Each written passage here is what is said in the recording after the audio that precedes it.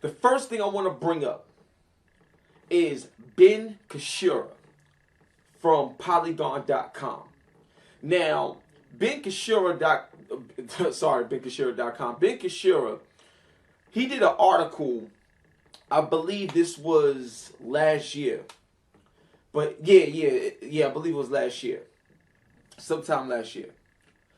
Ben Kashira did an article, and it basically encourages people to not buy a game or pre-order a game and stuff like that. And here's where not citing your sources really bites you in the ass. I actually had to hunt down this article because for some odd reason you couldn't provide a link. And I have to say the reasoning behind him saying that is pretty damn justified. Here's the first problem that we see in our industry today, right? See, you got these people that have their own opinion, that do reviews on these big websites that's funded by different type of companies. These people got a lot of followers because they are on this big platform, and most people don't really have a mind of their own, so they look for others to kind of guide them in their decision making. Translation, a consumer doesn't want to spend $60 on a game that's going to turn out to be crap. I don't know if you realize this, but generally speaking, when people look towards reviews, they're trying to figure out whether or not it's a worthwhile purchase. Games are not $10. Games are not $5. I mean, some are, but those are few and far between. Games, especially AAA title games, are going to be like $50 to $60 games, and that is a lot of money to spend on something that can potentially be crap. So, it's one thing to give your opinion on something if you don't like it or if you wasn't feeling it. That's one thing. You got a right to your own opinion. Fine. But when you encourage people to just believe in what you believe in and take it as fact, or when you encourage people to not buy a game because you think they shouldn't have it, now you are destroying the core component on why we love games in the first place and what this industry stands for. And because you don't provide any other sources other than this one article, I'm going to have to use this article to debunk your points. Ben Kachira was not encouraging people to not buy this game. He was encouraging people to think before they decidedly pre-order Battlefield Hardline because of the crappy Battlefield launches, because of the fact that, hey, the company said that they wouldn't do like yearly releases, they wouldn't do annual releases, and then they did an annual release. The fact that it's not being developed by DICE, etc., etc., etc. He provided reasons as to why we should think twice about pre-ordering the game, and frankly, I'm on board with him on that. Frankly, I don't like pre-ordering games, but that's an entirely different issue for an entirely different video. Everybody wants to attack. Everybody wants to be so quick to be negative. You know what I'm saying? And that's the problem that we have in our industry today. Because when you go back and you turn on Super Mario Brothers back in the 80s, you wasn't thinking about, oh, you shouldn't play this game. I hate this game. They jumped too small. Or the sound didn't make the... You ain't do all of that. You went, blew in the cartridge, put the game in there, and started playing. Your friends came over. Y'all was challenging each other, had a great time. Period. End of discussion. What, you don't think people were critical of games back then? Now, I know that the internet wasn't this big thing, so reviews weren't as easily accessible at the time, but I'm pretty sure games like Dr. Jekyll and Mr. Hyde were still criticized for being crap. Or, hey, E.T. Extraterrestrial for the Atari 2600, you know, that game that almost single-handedly killed the gaming industry. So, like I said, with Ben Kashira having that energy, he was referring to Battlefield Hardline. Now, Battlefield 4 had a horrible launch, right? Even when you tried to play the game offline, they had a lot of problems, and sometimes you couldn't play your game, right? So it was horrible. People was mad and upset, rightfully so. But being negative is not going to make that situation better. It's not going to make the game get fixed faster or nothing like that. In the worst case scenario, developers, publishers, people, in the worst case scenario, when a person is down, you provide the most positivity and the most encouragement at those moments, because that's when they need it the most. Yeah, sure, that's some great advice. If we were talking about people. We aren't talking about people, though. We're talking about a business. We're talking about a company whose sole job is to make money. And when a company doesn't do their job, we have every right to criticize them for it.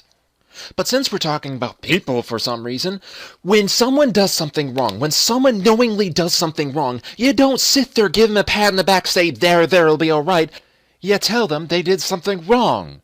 I mean, yeah, once you do that, you can tell them how to improve on it and then help them if they're willing to accept that help. But for the most part, yeah, tell them they did something wrong. When Ben Kishiro came out and said, I'm not buying Battlefield Hardline, and neither should you. At lunch. Can't forget at lunch. That's kind of important, actually. When that's the title of your opinion piece, you don't belong in any industry. Because you're being negative and you're not being realistic or supportive or providing critical, or providing a critical analysis to better help the situation. Except that's exactly what they did.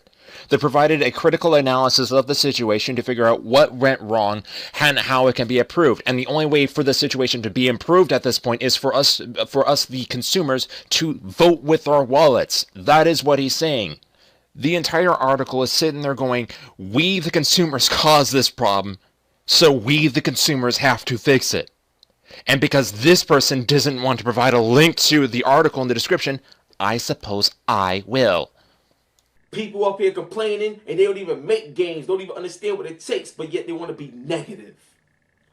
I'm always going to hate this argument. I'm always going to hate the argument that, oh, you don't make games, so you can't criticize games. Or, oh, you don't write a book, so you can't criticize a book. It's ridiculous.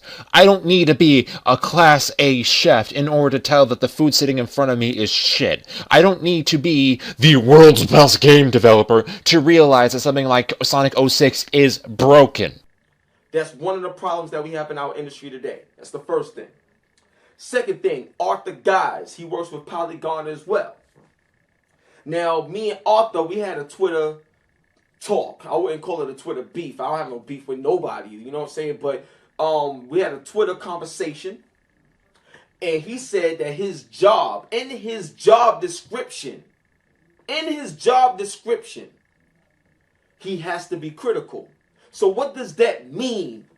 That means that any given chance or opportunity, even when there is none, I have to be critical. So that means that you can have a game where like everything worked great, there's like really no problems or no flaws, it's just a great game. But because your job is to be critical, you're going to find something to complain about, something to bitch about. You're going to try your best to tear that game down or to point out something stupid just to apply yourself and supply yourself with these bullshit tools to make sure you keep your job. Because who looks up the definition of words anymore, am I right? Here, let me do it for you. Critical. Adjective. Expressing the adverse or disapproving comments or judgments. 2. This is the important one. Expressing or involving an analysis of the merits and faults of a work of literature, music, or arts. Merits and faults. Merits and faults. Let's go to the racism part and being black in America and everything within the game industry. Now see, the order, when you look at this game, you know what I'm saying? A lot of people is like, that got a chance to play the retail copy, oh, the game is only 5 hours long, or it's only this. Now, you know what's so funny? There's games that could be 20 hours long, and the experience could not be good. And then you got games like, for example, Life is Strange that I just finished playing, even though it was only one episode, but it wasn't no super long game in terms of that first episode, but that experience was incredible. But even better yet, PT. Much love and respect to the great Hideo Kojima. But PT is a free demo of a game with amazing graphics, amazing sound that will scare the shit out of you. More so than a lot of games that's $60 on the market right now. Okay, guys, do you see the issue here? Because I see the issue here. For those that don't see it, it's comparing apples and oranges. Okay, let's start off with Life is Strange. That is an episodic game, and that game is like $20 for like the entire season. Yes, there is only one episode of that entire season out right now, but you know what? You know that there's more content coming out. Now let's look at E.T. You said it yourself. It is a demo. It is a free demo of a game, and frankly, it's not even a demo of a game. It's just a teaser to show what they can do. And the thing is, that's free. People are bitching about the Order 1886 being only 5 hours because they spent $60 on it. You tend to expect a bit more from a $60 game. Look at Metal Gear Solid Ground Zeroes. $30 game for like 2 levels. But real talk, the experience, even though it's really short, the experience and what you see, happen to that girl on a plane, I'm going to just say that, 'cause no spoilers, but that experience was like, it's crazy. So it doesn't matter how long or how short, it's all about the experience, and that's what it's always been about, the experience when you play video games. Okay, I get where you're coming from. And trust me, I get where you're coming from. The experience is more important than the price point. But the thing is, it's like, I'm not going to spend $60 for a game that's 5 hours long when I can get the same or similar experience from something that's $30 or $20. The thing is, when you're charging bigger and bigger prices for your product, you better make a bigger and bigger game. $60 for a 5-hour experience is a bit much. Especially when you have pointed out there are games out there like PT, which are fairly short, kick-ass, and are of the low price of free. How does that relate to racism? Short answer, it doesn't. Because unlike racism, people can provide justifiable reasons for not wanting to spend $60 on a 5-hour experience. I am Queen Chrysalis, ruler of the Changelings. The game didn't even release yet. And so many people in the industry is attacking it. You know what I'm saying? For nothing. Nothing. Okay, so being overpriced is nothing, right? And yes, I am going to harp on this because, frankly, I shouldn't have to pay $60 for a 5-hour experience, and no one should. No one should have to spend that much money on a game that is 5 hours. And unfortunately, if everyone did what you're suggesting, effectively buying the game before the experience, then games are going to get shorter and shorter. We're going to be spending $60 for a game that's only 2 hours, 1 hour, half an hour. Doesn't matter. If we tell them that it's okay, they're going to continue doing it. They're going to continue exploiting that. You give them an inch, they take a mile. Because that's how business works. It appears to me that a lot of people that are playing video games nowadays, they have no appreciation of what it takes to even make a game or the game industry or the culture as a whole. But you want to know why that's been developed? Because a lot of these journalists that get paid to be so-called journalists to report and talk about games are a bunch of bitches as well. They always crying about something. They always complaining about something. Oh, Destiny wasn't this. It should have been that. And blah, blah, blah. No, it shouldn't have. It should have been exactly what it was. Because real talk, that's what Bungie said. So Destiny should have been a game with limited exploration, repetitive missions, and little social interaction. And as someone who's currently working on a game, yes, I'm working on a game, surprise, surprise, I can tell you, making a game is not easy. I can confirm that. It is not an easy process. But just because it's not easy does not forgive the poor design choices that you make when designing the game. Does not forgive the voice acting, does not forgive the story writing. Just because it's difficult doesn't mean that Sonic 06 is suddenly a good game. Or that Destiny being a lackluster experience is suddenly okay. Brush my hair, my dear minion. A lot of times they don't want to give us a chance. They don't take black people for the most part at face value. We gotta do 20 or 40 things just to get appreciated for one. Like, it's hard. And this game is getting that type of treatment. That nasty, dirty, negative, racist type of treatment. Actually, no, it's not.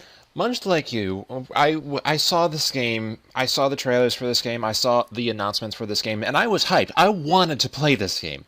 I wanted to get a PlayStation 4. This was on my list of games that would convince me to get a PlayStation 4. Then I found out it was 5 hours. I wanted to play this game. I was willing to drop the money for not only this game, but a PlayStation 4 to play this game. But now I gotta take it off my list.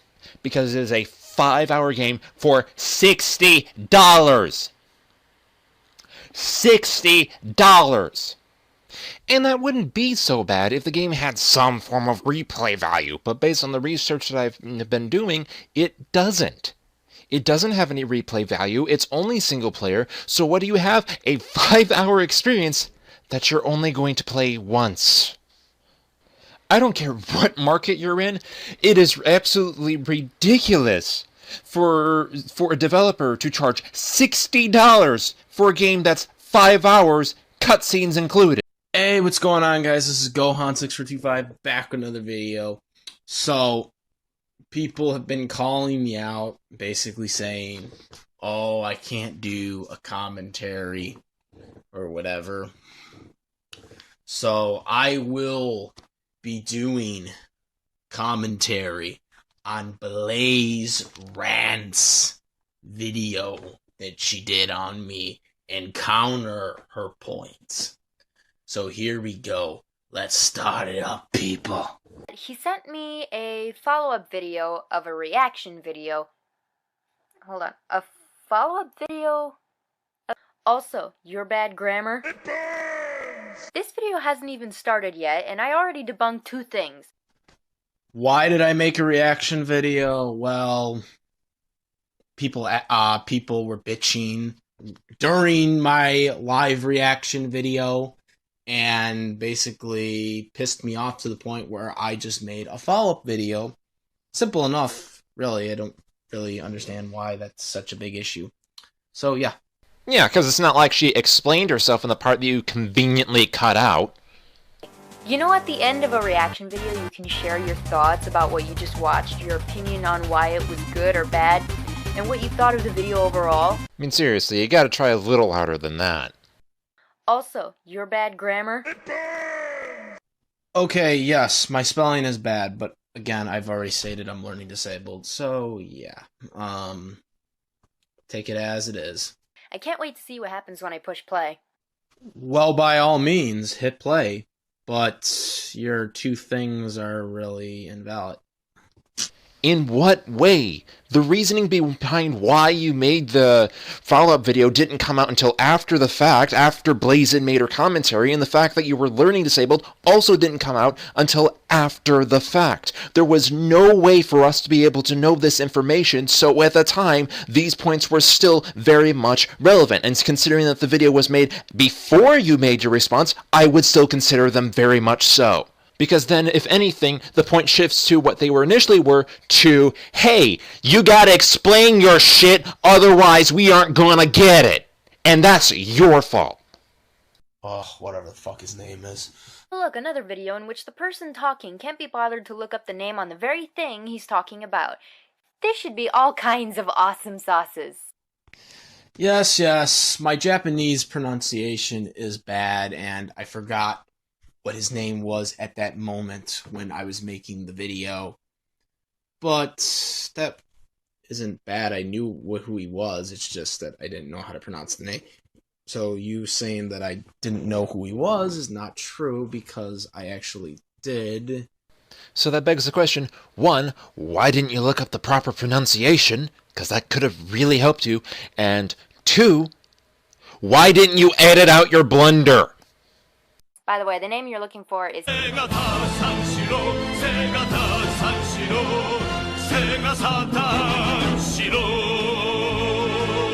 Bet you that's gonna be in your nightmares tonight. Not really. It was a joke. Shut up. Almost nothing about either of these characters is based on realism, number one. And number two, these were two ridiculously overrated characters in media with ludicrous stats pitted against each other in a supposed fight to the death. This thing had joke written all over it. I don't understand how it isn't entertainment, seeing as how this thing seemed to be put together for the sole purpose of amusing their viewing audience at such absurd levels.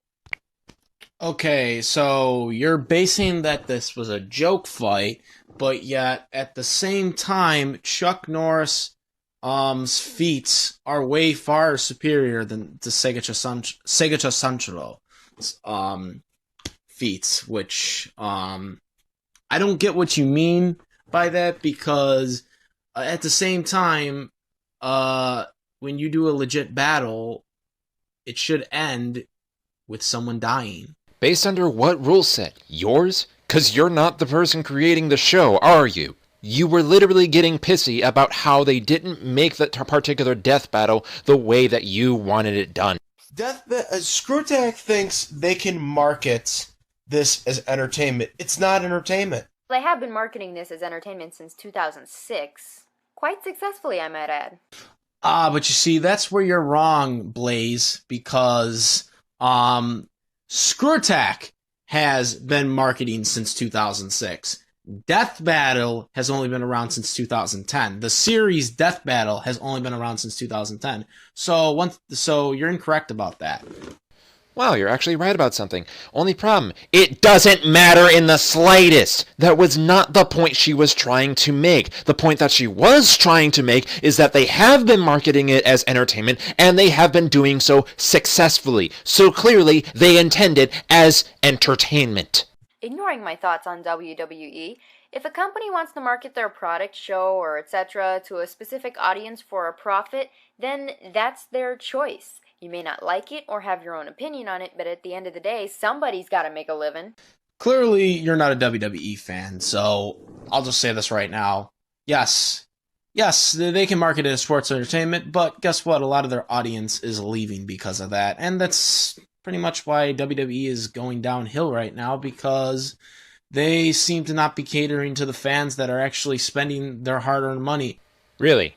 Are you absolutely sure? Are you absolutely positive that the reason they're losing their viewership is because they're marketing it as sports entertainment? Where's your proof? I mean, I would be a bit more lenient, but you said this later on in your spiel. Yeah, I don't like it, but pretty much 90% of WWE fans don't like it either. 90%! Which is exactly why they're able to achieve views of 3.8 million. I don't think we have the same understanding of the term entertainment. The last time I checked, the word entertainment still means the action of providing or being provided with amusement or enjoyment, or an event, performance, or activity designed to entertain others, or the action of receiving a guest or guests and providing them with food and drink. So in that sense, some people are entertained by watching two fictional characters duke it out to the death, and others might be entertained by obvious joke fights. You, however, keep saying that it's not entertainment, and have yet to bring up any kind of evidence as to why, so I'm not quite understanding what you mean by entertainment here. Way to be very descriptive, Blaze, with the definition of entertainment. But the fact of the matter is, when you're doing a two crossover battle, the fact of the matter is you have to take it seriously, because you have to legitly know who will win the battle. Alright, which takes away the entertainment factor. If you want to do an entertainment fight, that is Based under what criteria? Okay, I'm gonna ask you a question. Did they or did they not make the show to entertain their audience? If the answer is yes, then it's fucking entertainment! This, however, being that this is a legit researched fight, where Death Battle has fucked up before, that means they have to get it right, and you can't have it both ways. And why the fuck not? Based on your description, shows like, oh, I don't know, Bill Nye the Science Guy can't be entertainment because it's also educational. Why the fuck can't they make it entertaining or entertainment and still research the fuck out of it to make sure it's accurate? Okay, so your argument is that 1 Minute Melee is their segment for joke fights mainly. I could believe that, except the fact that it was never stated that all of their death battles absolutely had to be serious. 1 Minute Melee was specifically designed for researched fights, which is entertainment fights, not serious. This was actually stated in their live broadcasts. So again, that's not true at all. How is she wrong? Where in the description of Death Battle does it state that none of the videos that they post in Death Battle are allowed to be joke fights? You have yet to point and prove that out. In fact, you have yet to show us anything. I cannot take your word. Yes, and all their research provided us with the absolute, unadulterated, factual continuities of each character that should have determined who would win this death battle. Yes, but nothing. The second that you say that Chuck Norris created the Grand Canyon or that there was a fist under his beard, every single fact that you have should point out to the fact that this is a joke fight. Okay, can I get a what's the point counter? Not counting the ones that I skip, of course. Thank you. Really? You have No! Death Battle didn't tell you who would win a death battle. They did it. They did not. They false advertised this match. For some strange reason, I feel generous enough today to be fair to you on this point. Yeah, they did advertise the match by saying stuff like, who will be left? But as soon as the third fist grew out of Chuck Norris's beard, you had to have known that this was a joke. Correct me if I'm wrong, but didn't, what's his name? Boomstick not state that, his beard lied a third fist? Call me crazy, but I thought he did. So, yeah, no, I didn't think it was a joke at that point, because, again, that was part of his continuity. What continuity? Every single thing based off of Chuck Norris is a fucking joke! Every single thing! It was a joke long before Screw Attack even touched it! Already been done, and you're not original. How am I exactly not original, considering the fact that that fight you just showed, as I've said to many people already, is a fake fight. That was not a real fight. What, and a bunch of sprites beating up on each other is real? What? Do you not think that these things are scripted? Do you not think that they had this plan from the get-go to be a draw? I'm not trolling. That's debatable at best. No, I'm not trolling at all. So, yeah, I give my fans I give my fans always the truth, so. No, you don't. You give your fans an opinion. Do not confuse fact with opinion. And Screw Attack also has the right to dictate whatever the heck they want to happen on their channel. They also have a right to free speech. And the people who disagree with you also have just as much a right to express it. Do you see how easily this argument could be used against you? Yeah, you may have got a point there, but at the same time, they still are wrong in half the stuff they do. So, yeah, I still don't care because, again, they false shit all the time. I like how he says, oh, you may have a point, but then again, there is this. And then when this has absolutely nothing to do with the argument that Blaze put forward. Congratulations. I don't recall seeing it there, so I don't know if someone's seen it. Let me know, and I'll look at the video again, because I don't want to watch it again. You'll look at the video again because you don't want to watch it again. Piss poor grammar is piss poor. Well, you see, that was because, Oh my god, shut the fuck up. You know that it's bad grammar. There is absolutely no way that you can get out of this. And the fact that you decide, oh, I'm going to try to talk my way out of this by saying that I haven't seen the Superman and Goku fight bullshit doesn't make it any better. It's still poor grammar, and Blaze's point still stands. So send me their videos so I can support their nasty habit of making death battles I don't like. Yes, because I want to see how much bad research they do and how many fuck up battles they do. So, yeah, that's kind of the point. So, in translation, you're a masochist. While that may possibly be true, I don't watch Dragon Ball Z, so I don't know, but you fail to see the bigger picture here. Screw Attack does these kinds of battles to create controversy. I mean, if you can call it that. People talk about said controversy, word gets around, and the channel gets more views and possibly subscribers. Obviously it's working because here you are! Again, Blaze, you're missing the point here. Boo should have won, no question about it. They didn't use Super Boo, which, again, would have let him win the battle. Gohan, listen with your fucking ears. She clearly stated that she has not seen Dragon Ball Z, so she cannot commentate on it. She instead talked about how, hey, they're trying to draw up controversy, which they are. She didn't miss your point. You blatantly ignored hers. Oh my god, it's called a joke, stupid! Dang it, you wore out my skip screen! No, it was not. It shouldn't have been a joke if it was a joke. Which again, stupid. It was a joke to begin with. And why shouldn't it have been a joke? Explain. Explain. Explain! So what? It's their channel, they can if they want to. The Screw Attack crew are not your puppets that you can control at whim. If they keep doing everything that everyone else wants them to do without letting their own creative juices flow every now and then, chances are that the quality of their videos is going to go down, especially when making the videos at a regular scheduled pace.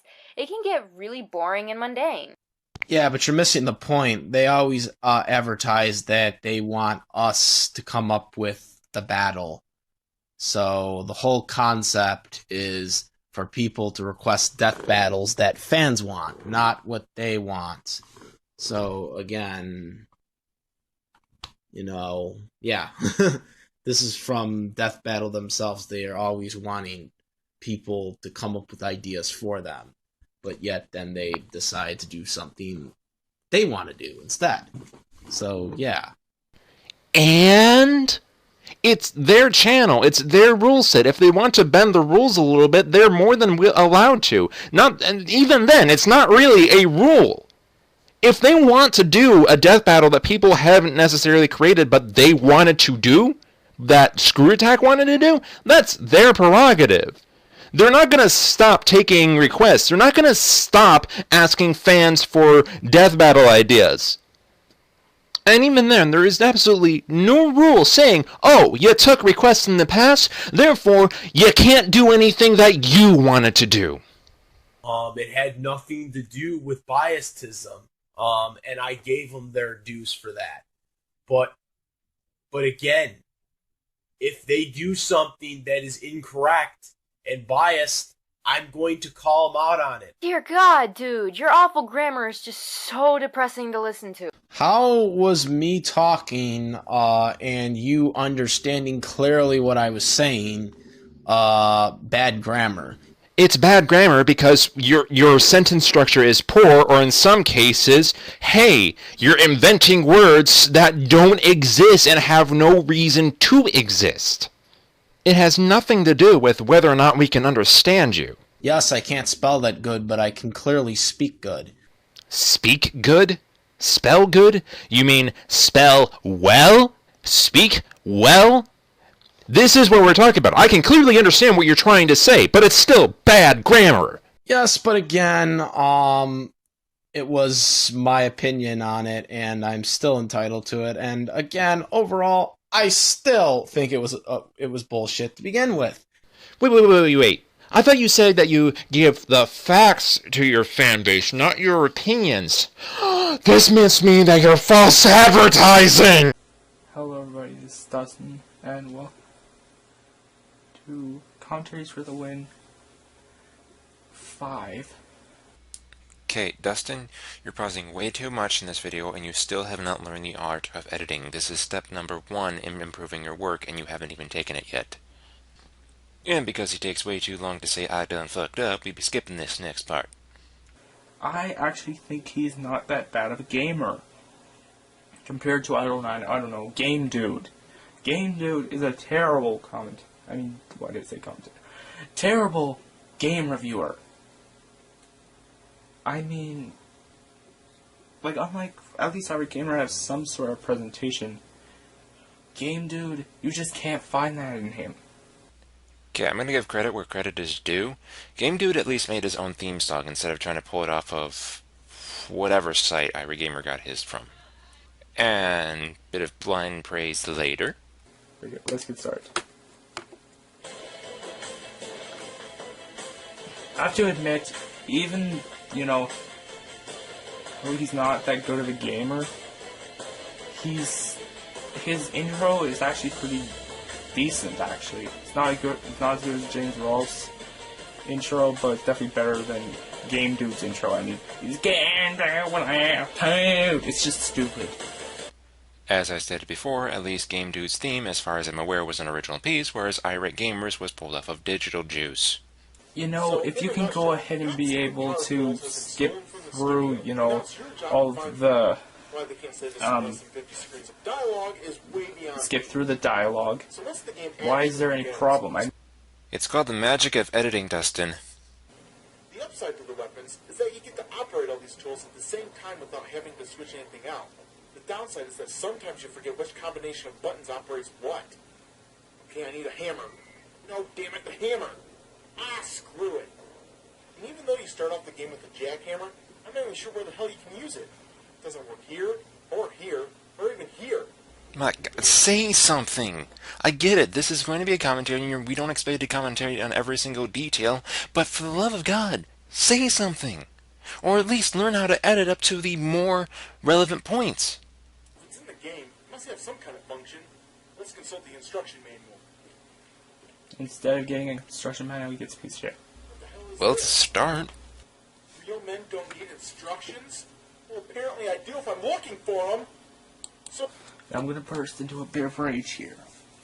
If by rage you mean whisper scream, then yes. Yes, you are. Also, this does nothing other than cement the fact that he's a fan of the Irate Gamer, and it drags way too long in order to do so. So, skipping!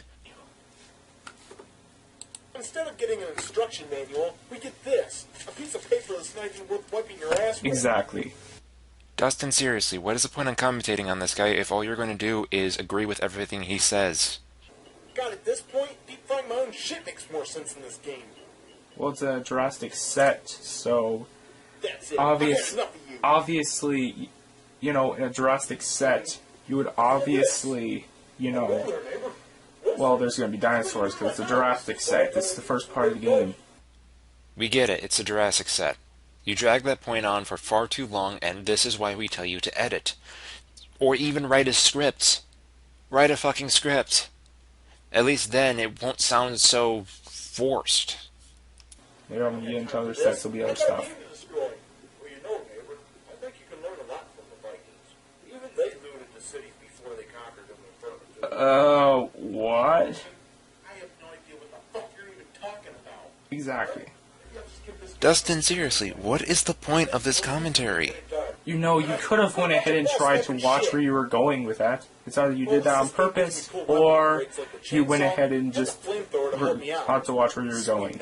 Oh my god, an extra point! Everyone hit the deck! Where's that dinosaur at? It happens, alright? There he is. Take that, you overgrown piece of shit. God damn it. And you blow yourself up. Actually, he got hit by the dinosaur, which is something that Boris doesn't point out. These enemies have an incredibly long stun time, allowing them to hit you, and you can't even see them while they're stunned. This game is frustrating as hell. Next time we consult the Game Genie code book. And just like before, Alright, let's see here. Home Alone book. Wait a minute. There's no Home Improvement?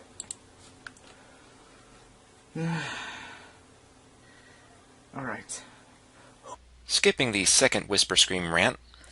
Secondly, if you need to cheat in order to beat a game, then you're not the grand gamer that you think you are. I'm actually glad that there aren't cheat codes for Home Improvement, because that means that Boris has to actually try. Well, if you want to get anywhere in this level, it's going to take determination and lots of it. So, let's just cut to the chase and do a split screen here to show you that I grabbed all 5 boxes. Man, gotta love the things you can do with editing software these days. Of course. It's not my mission. And believe it or not, it's not actually that difficult. If you actually take the time to look up some tutorials for whatever editing software you have, you too could have 5 split screens at once. More dinosaurs, more enemies, and dissolving platforms? Damn it! I can't take it no more! This game sucks! See, that's a point in time in which you could have pointed out that he's complaining about a video game being a video game, and you didn't. And I'm very cross with you for it. Does he A.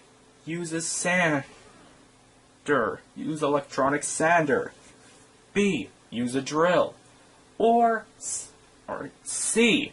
he uses a table saw? Dustin, I can drive a truck through your pauses. Edit, man. Or D. all of the above? And I've got to get the video there. Dustin, it's time for you to retire. I'm not saying this to be mean, I'm not saying this to be an asshole, it's just that you've effectively become the new Shadowblaze, and the biggest problem with Shadowblaze is that he spent more time watching the video than he did commentating on it. Now, there are a couple points in which you did say something, but they were something as minuscule as, okay, or really. And that's not going to cut it in the commentary community.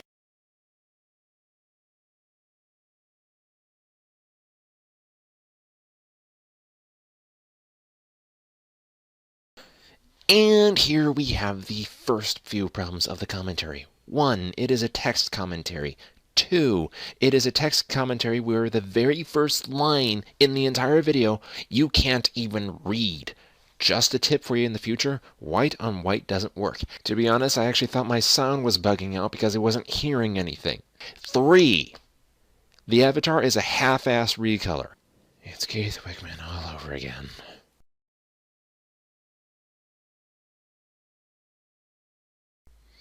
My god, at least Silence Apple had the decency to include some form of background noise.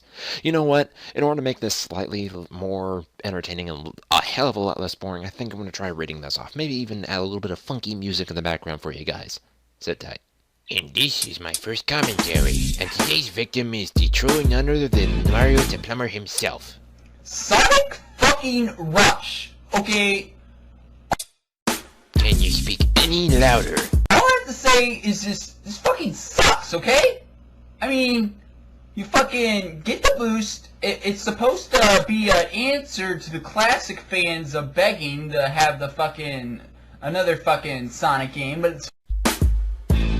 No. Why can't you people just accept the fact, that it's modern Sonic? Spelling errors. Hooray! Also, I think he kind of jumped the gun on this one. He hasn't actually started ranting on it being a modern Sonic game yet. Fucking not. It's a fucking, another fucking modern shit that fucking came out of the fucking ass and came out of fucking Sonic 6 dicks on his head. Please stop cursing so much. It doesn't make you look cool. There are children on this website, so just like myself. I am only 11 years old. I want you to keep this point in mind later on. Now, this is where they fucking start the fucking boost shit and not the gain momentum to get speed. When the fucking Sonic is fucking about platforming, it's not fucking about fucking speed. I mean, Sonic 1 is fucking awesome, the best game. Sonic 2, it's a fucking good game, but fucking Tails is Super Sonic Dragon Ball Z ripoff. And then you got Sonic 3, which is like the worst of the 3 classics, in my opinion. I mean, fucking Knuckles sucks and Tails sucks. The only good thing is Sonic, and they did put the Insta Shield, but I feel it's a fucking, you know, it's fucking cheap and, you know, and you just need skill like in Sonic 1 because it's a good game. Way to kill you, stop being such a fucking nostalgia tard. Because explaining what you thought of the other side-scrolling Sonic games now counts as being a nostalgia tard. Okay. By the way, weren't you the one that was reprimanding Mario to Plumber for cursing? It's, you fucking press a button and you get boost, and that's how you kill enemies. I mean, what the fuck? Oh my god, do you not know how to use colors properly? You know what? No, I'm gonna fucking decipher this. Please accept the fact that it's modern Sonic, you nostalgia tard. Okay, a couple of things. 1, stop using the word accept. You're using it incorrectly. The word you want is accept with an A. 2, White on white doesn't work. And the fucking green-eyed Sonic is the only reason why they don't have a fucking console anymore. Sega lost their console because of marketing, not because of green-eyed Sonic, you fucking dumbass. You know, this person's killing my voice. I can't keep writing it like that. Also, there is one problem that I have with these sort of commentaries, especially commentaries on Mario to Plumber, and most of you'll know what it is. I'll tell you guys at the end. Because he fucking fails, and it's just fucking retarded. In Sonic Rush, it's not even a fucking classic Sonic game, it's not even close. It may have the loops, but you could stand on the fucking loops when you just fucking go up on the loop, and you just fucking stand, and you can do a fucking spin dash, it fucking sucks dick. You are only saying that because you are a Mario fan than a Sonic fan. But I'm a Sonic fan. But that's why they released Mario and Sonic at the Olympic Games. What does that have to do with anything? I mean, the only thing I can assume what he was trying to get across is that Mario to Plumber is clearly biased against the game, but then he goes on to state that he's a Sonic fan, so wouldn't that make him clearly biased for the game, thus rendering this commentary completely moot? You know what? No, I'm done. I'm done. I'm done. Nope, can't do this anymore. Nope. I'm done. I'm done. This is like one of the worst fucking Sonic games. It will never be as worse as Sonic Adventure 2, which is the worst Sonic game, and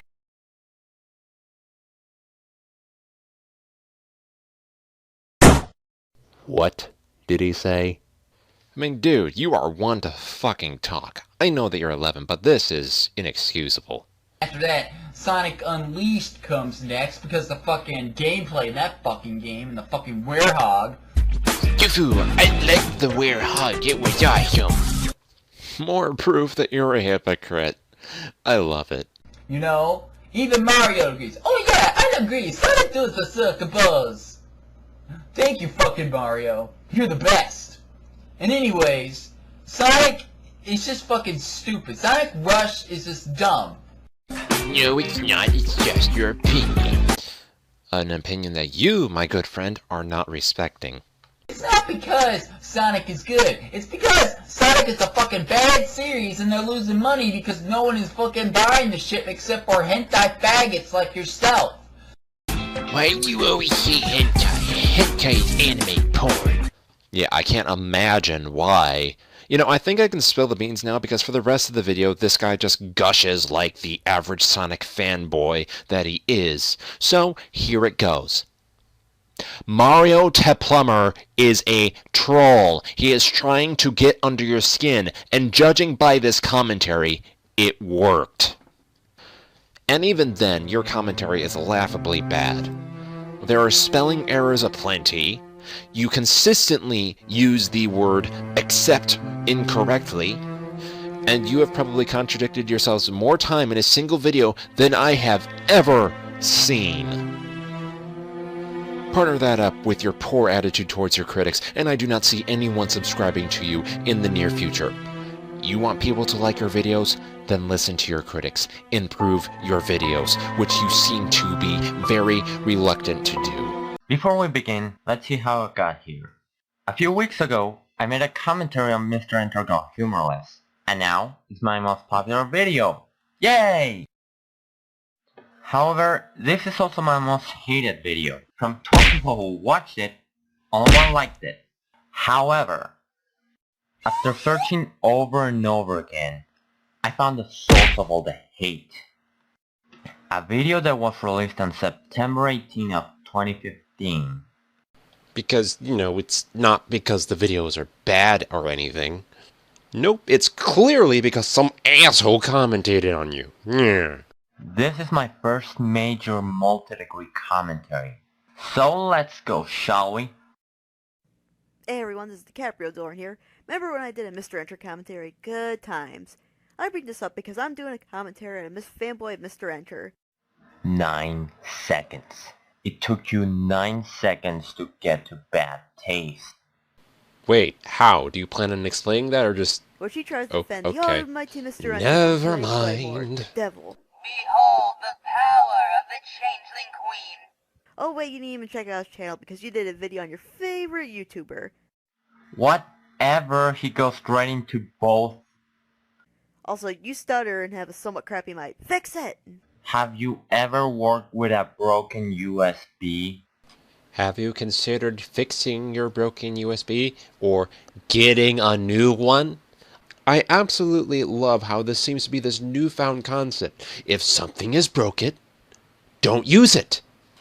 You can pick up a new microphone for relatively cheap these days. I mean, it's not going to be the latest and greatest, but it's going to be better than what you're using right now.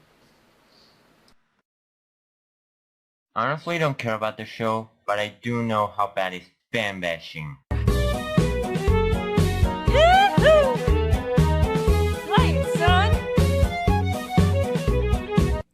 Wow, the placement of that skip card was horrible. I mean, I know why you used it, but you could have easily just cut out the unneeded reference and save more time. Also, what was with the random Bendaluni clip? He was talking about Powerpuff Girls fans, not Family Guy fans, or did you just add that to pad out the video? Because I really don't have a freaking clue.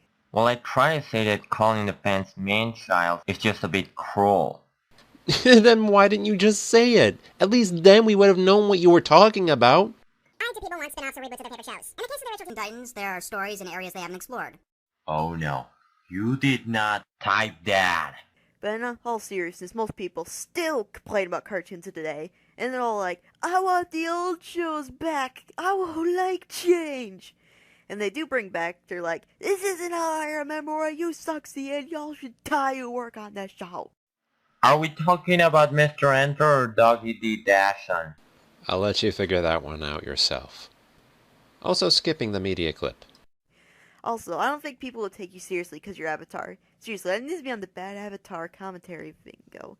Uses a pony avatar. There, I wrote it down. By that logic, Super Funny Bros wouldn't be taken seriously either.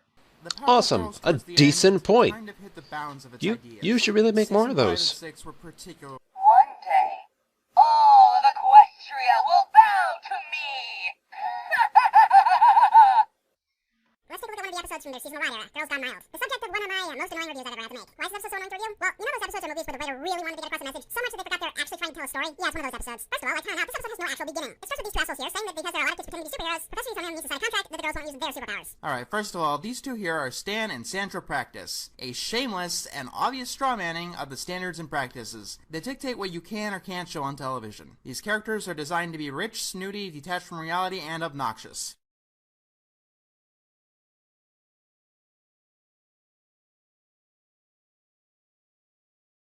One minute later... I don't think you get what he was saying. He basically said Mr. Enter has a poor understanding of what satire is. Watch TVRB Robotnik Returns and Realm Wars' commentary on the satire video Mr. Enter did. It'll help you since you don't seem to be able to read properly. I think you took my line out of context. He just muted the audio, making himself look smarter. Oh, you mean this clip? Let's start with the fact that this episode would work a lot better if we actually saw kids imitating the Powerpuff Girls and getting hurt because of it. Oh wait, that would give these guys a leg to stand on, and you can't have that. Yeah, I'd explain the problem with this, but I don't have to. That did nothing to disprove Clay Claimer's point. His whole point is that this episode is actually a satire of standards and practices and just oversensitive parents in general. Edgar's whole point is that, oh, this episode needs to tell a moral to these kids and parents, and because it's not being taken seriously, the moral fails. Well, it is a thing to bring up since Mr. Enter has crappy editing. Seriously, it's just like the same 5 clips from the episode he's reviewing. But since we're talking about the almighty Mr. Enter, no one has the right to criticize a god. Okay, look. If you want to talk about the editing, fine. But don't go reality show editor on it. Reality show? What? What are you even talking about? You mean the part where Clay cut out the audio of a portion that had nothing to do with his previous point, and then instead used that time to talk about the Enter's editing?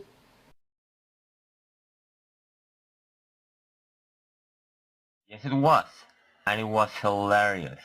It also proves that you're an asshole. That is the only point you have against Clay Claymore's travesty. You're just saying he's a jerk without any real proof. Also, that joke was lame and your fanboy boner is showing. Put that thing away, there's kids here on this place, God. Oh my God. Do you realize that counts as sexual harassment? No, I didn't, because no, it's not.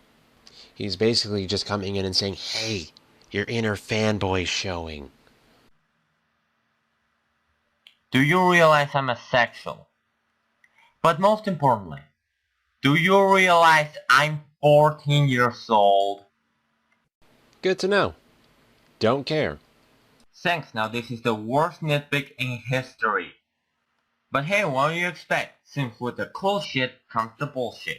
And trust me, bullshit is still relevant in 2015. Hey, I thought I told you to put that boner away. And that is the worst example I've ever seen. I think you just hate these shows because your whipped cream dispenser told you to hate them. He never talked about packages of Planet X in his entire life. Okay. I'd make a comment, but once more, I don't have to. Thanks, now this is the worst nitpick in history. It's hilarious when they can use your video to commentate on you. You know what the funny thing is? I agree with this episode that the practices and standards can get out of hand. Or at least they used to. Things are a bit different now. But this episode is making a terrible argument, or at least it's presenting the argument very, very badly. I know that not everyone who thinks there should be some kind of standards in regards to violence or whatever in their shows is a dashed idiot. What I'm saying is there's an argument to be made here. Hell, there's even a satire to be made here. But no, it doesn't want to make this argument.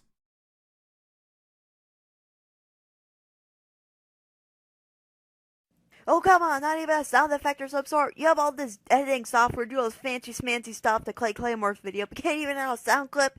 People, just because you suck production-wise, doesn't mean your review is worthless.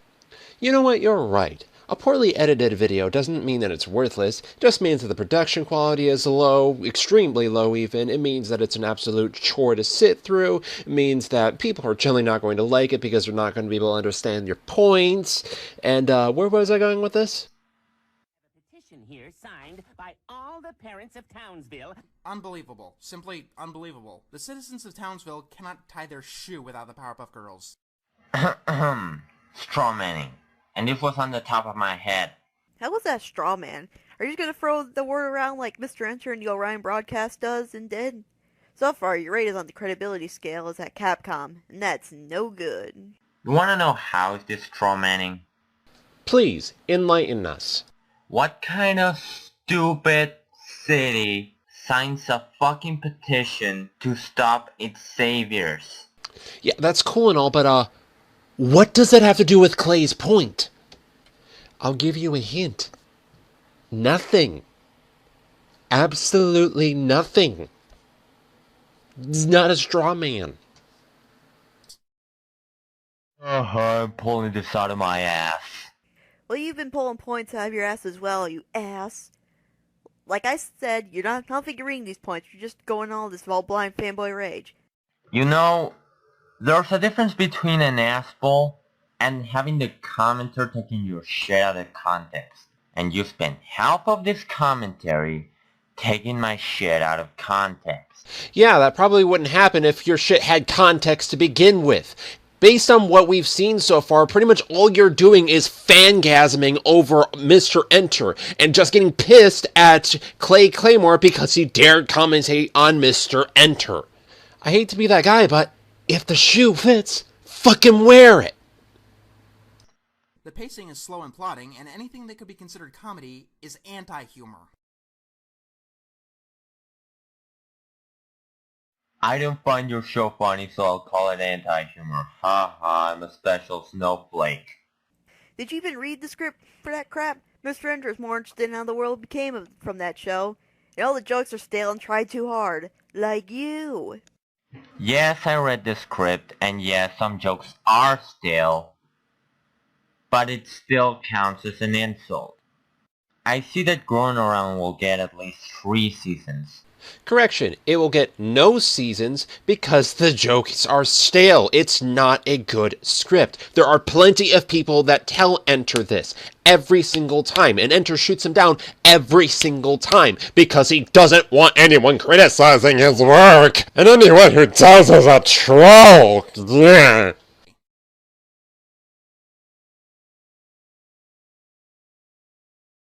Nope. That you're a bullshit narcissist that expect to look decent. The later videos, not the earlier ones. Did you even watch any other Mr. Inventor videos Clay Claymore did? Yes, I watched his other videos, and yes, they're as awful as this. Also, since when did Clay Claymore said he was being better than Mr. Enter? That would make him a narcissist. Straight at the warning at the beginning of the video. Yeah, that's a nice, pretty warning and all, but where in there does he say that he's better than Mr. Enter? He says he's criticizing him, sure. He says he's expressing a negative opinion about him, sure. But so far, in that clip right there, I don't see anywhere indicating that he thinks he's better than Mr. Enter. Look at your fucking proof! Hello, this is Keyboard Robot Hedgehog with another commentary. Say, do you like Styles Retard, Sonic fanboys, and Saber Pussies? Today's commentary is on Guptail 89. Wait, why Guptail? He hasn't been relevant for 2 years now. Guptail 89 is a person that not like new things. Like all the Stellar Charts that I know, and I know Ben the Looney, because I'm not gonna do a rant or a commentary on him. For this commentary, I'm not gonna cuss.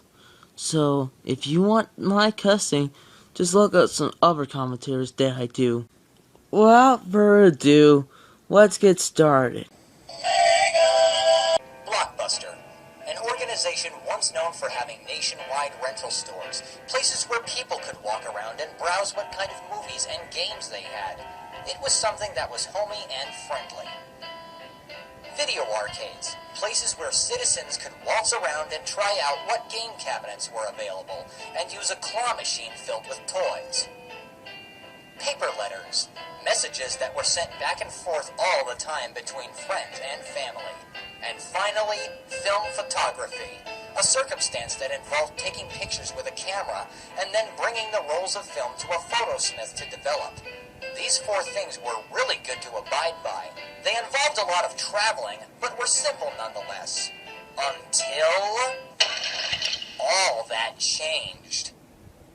These 4 elements that used to be parts of life have been replaced almost entirely by these products.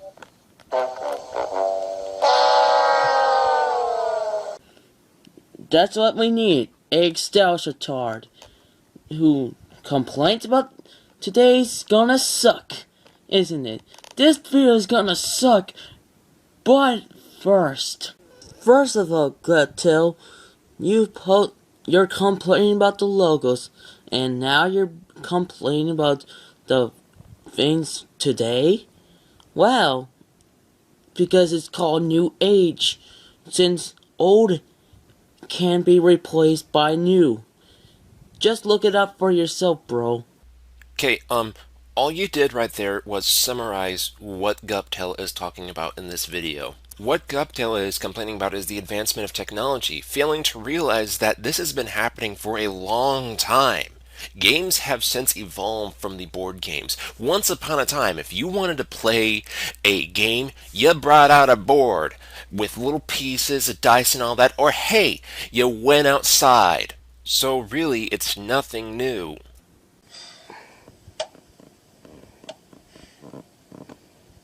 I really don't want to sound preachy and make it sound like I'm repeating what I already thought about the current World Wide Web.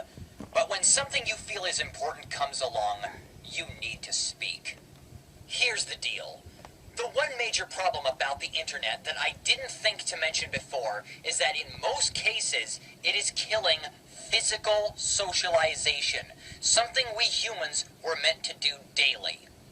With Blockbuster LLC closing every single rental store and moving everything they do to cyberspace, online gaming causing so many video arcades to go out of business, and so on, it seems to me that laziness has reached a whole new level. The way I see it, it seems to me that hundreds of people have forgotten the one simple fact that any piece of technology has the potential to stop working. And I get Till. Now let's talk about you. It's renting time. You did a top 10 most hottest female Sonic characters of all time. 2, you did you are a nostalgia freak who loves the old things and you complain about the logos. Neither of which are relevant at this point in time. There, you do not like cussing in person. Well, it's called tough luck. Because cursing is a new thing for teenagers now. New thing from teenagers. Cursing has been around since the dawn of time. This is nothing new. This isn't some new fad introduced by the current generation of children. This has been around forever.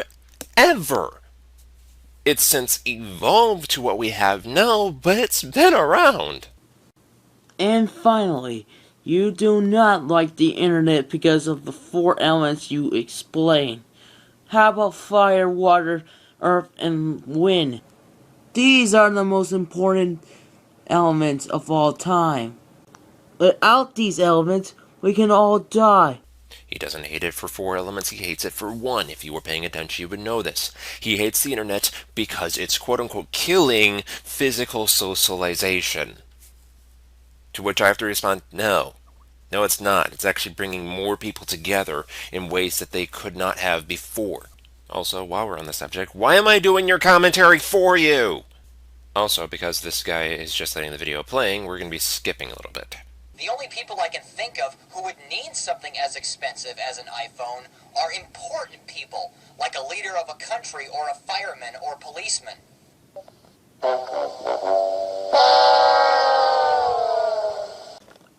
First up, Galar, important people don't need phones. What? They only use radios. What? Because radios are the most important in their lives. What? They tell the people what they should do. What the hell are you even talking about? World leaders have friends and families too, you know. They're not going to want to have to use a radio to contact them. They're going to use a phone because it's more convenient that way. Unless you're trying to tell multiple people the same thing, chances are you're going to be using a phone over a radio. And phones can be really important because sometimes people decide to go to the hospital or a funeral or somewhere they should go to meet up there and dress nicely. Seriously, what the flying fuck are you even saying? Dovetail said straight up that there are going to be points and times in which you're going to need a cell phone on your person. For reasons like a funeral, like a trip to the hospital. You're just reiterating what he stated. Online gaming is, of course, another parasite of physical socialization. Like I mentioned earlier, it's causing every single arcade in the world, except in Japan, to lose profit and close. It isn't just home console ports of arcade games. Do arcades need the World Wide Web to function? Nope. Even though you have to pay to use a game cabinet, Xbox Live does the same thing in the web-enabled world. That means you're losing a lot of cash playing a shooter game all day long, and you're not getting out as much as you should. While the PlayStation Network and Nintendo Wii's Matrix offer free service, the fact of the matter still stands. The information superhighway can suddenly go down out of the blue, and it can take days or even weeks to be restored. If you've seen my second technology rant, it's especially bad if hackers are involved. There's even people whose internet goes down all the time. And sure, the plan for a cyberspace blackout on March 31st was denied, yet there will always be a chance of a blackout because, once again, technology isn't perfect. I have to agree with you, Guptail. Not all electricity is not that perfect. For once, Guptail, I agree with you. Not all electronics don't work in power damage. Because when it does, it blacks out all the electricity. So you don't have no power, no electronics. So, yeah. Despite the fact that that wasn't even the point he was trying to make. Guptail was trying to explain about how online gaming killed the arcade cabinet, but in reality, the arcades were already on their way out the door when online gaming became popular. You want to know what killed arcade cabinets? Console machines, because they were less expensive than sitting at an arcade cabinet, stuffing quarters into the machine until you finished the game. I really hate having to do your commentary for you. Now why don't we tackle part 2 of his commentary? There isn't much to say about film photography and paper letters. Digital cameras and email have almost entirely replaced these two things. They're still around, but quite rare. Practically, the only people I know who write paper letters are the poor, the Amish, prisoners, and military people away from home.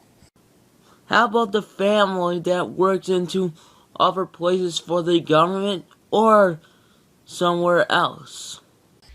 Okay, I have no idea what you just said there, so I'm just gonna smile and nod. And film photography, well, only about 4% of the world would like to have physical developed photos. Still, a film photo has better quality than a digital image. I would prefer to have a film photo on my wall over a pixelated and fugitively inked one. I myself am interested in film photography, but it won't be easy at all to find a film camera, since you'll only be able to find one on eBay, at a flea market, a yard sale, or a thrift store. And for most of the world, photosmiths are extinct. The only people who really develop film these days are X-ray technicians and dentists. Stop forcing your opinions on us. We like the newer stuff these days. Without that, our pictures will be crapped on. Do you want that, or do you want a perfect photo? Okay, I'm going to take a stab in the dark here and say that you're saying the newer pictures are better than the old pictures. Also, some people like older technology just as a sort of preference. Just because you like the newer stuff doesn't mean that others don't. But even book reading is getting a little ruined too with a device called the iPad, a device that requires a battery to run, and you can use it to go online and download a book. I don't see such a big deal about heading to your local library or Barnes & Noble and picking out a physical book that requires no electricity and can last for eternity. You can always charge the iPod. You can do that since if it's have a low battery, you can always charge it. Actually, I'm going to partially agree with Guptail on this one. Not so much in the battery aspect, because, yeah, you're right, you can always charge with the thing, but if you break the iPad, or the Kindle, or the Nook, or whatever you're using, you lose literally all of your books on that unit until you can get around to replacing it. And that's going to cost you a pretty $100 out of your pocket. Whereas if you ruin one book, maybe it gets wet or something, you have to drop $20, maybe $30. And it's not also for book reading. It gives out people's information on YouTubers that are good or bad. Start off with wow, look how relevant this is. 89. Skipping. Let's look up. Guptail, here's your ranking. 2 out of 7. Here's an idea, Guptail 89. Just make some Sonic video game reviews and fan fiction. That's it. The two things that I said. And because all he does is repeat that phrase over and over again through the remainder of this video, we are going to be cutting that out. Keith Wickman, there are a couple of things that you need to learn before you go on making more commentaries. 1. When you go to commentate on someone, make sure that they're still relevant. Guptail hasn't been online for who knows how long, and the video that you're commentating on is 2 years old! 2. When you're going to suggest something for the YouTuber to do, please stay away from things that you personally like. Other people may not like Sonic game reviews or Sonic fanfics. Really? Sonic fanfics? That's what you're going to suggest that he does? And finally, please state your points in a clear and concise manner. I had to decipher most of what you said. Overall, I thought this was a very shoddy commentary, and unfortunately, if this is the content that you're going to be producing, then I think it's time for you to retire. Especially since you clearly have editing skills, but you refuse to use them!